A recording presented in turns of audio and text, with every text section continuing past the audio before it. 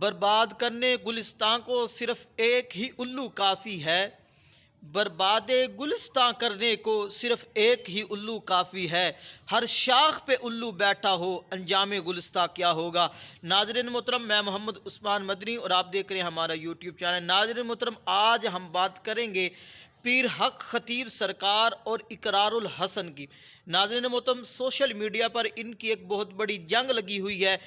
اقرار الحسن جو ہے ARY نیوز کے صحافی ہیں، اور پیر حق خطیب سرکار جن کو شف سرکار کا بھی لقب دیا گیا۔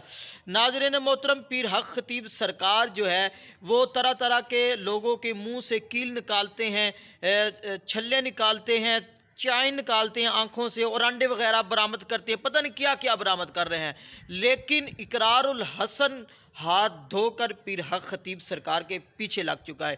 پیر حق خطیب سرکار اب بچ نہیں سکتا، لیکن پیر حق خطیب سرکار بھی کم نہیں، انہوں نے بھی دلائل کے جو ہیں وہ انبار لگا دیے۔ پیر حق خطیب سرکار کے جو چاہنے والے ہیں، جو ان کے مریدین ہیں، جو ان سے محبت کرنے والے ہیں، انہوں نے بھی اقرار الحسن کو چیلنج دے دیا ہے، اور اقرار الحسن پہلے بھی ان کے آستانے پر جا کے آ چکے ہیں، گئے تھے وہاں پر، انہوں نے گفتگو کی ان کے ساتھ، لیکن کوئی بات، کوئی رد عمل انہوں نے آگے سے نہیں دیا۔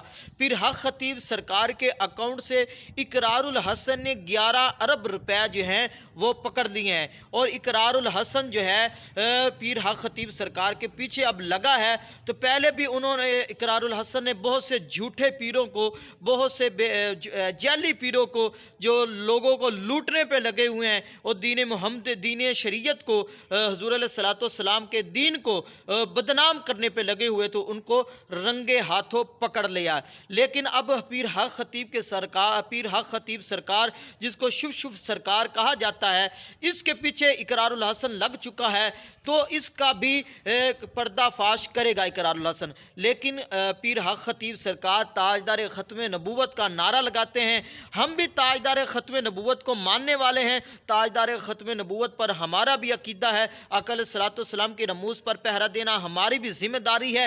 لیکن جو باقی معاملات ہیں وہ الگ بات ہے۔ پیر حق خطیب سرکار جو ہے، شف والی سرکار جو ایسے کرتب کرتے ہیں کہ منہ سے کیل نکالتے ہیں، گولیاں نکالتے ہیں، اور آنکھوں سے چین نکالتے ہیں، یہ کہاں سے ہے؟ لیکن اقرار الحسن نے کہا کہ یہ سب جھوٹ ہے، یہ صرف ایکٹنگ ہے، یہ آنکھوں کا دھوکہ ہے، لوگوں کو لوٹنے کی یہ ایک نئی جو ہے وہ چل چکی ہے۔ تو ناظرین محترم، اقرار الحسن جو ہے اس کے پیچھے لگ چکا ہے۔ 23 مارچ کو اقرار الحسن نے اس کو چیلنج دیا کہ میں آپ کے آستانے پر آؤں گا، اور آپ کے ہر جھوٹا جو آپ کرتب کرتے ہو اس کو بے نقاب کروں گا۔ ناظرین محترم، اس ویڈیو کو زیادہ سے زیادہ شیئر کریں، اور کمنٹ میں اپنی رائے کا اظہار ضرور کریں۔ السلام علیکم ورحمۃ اللہ وبرکاتہ۔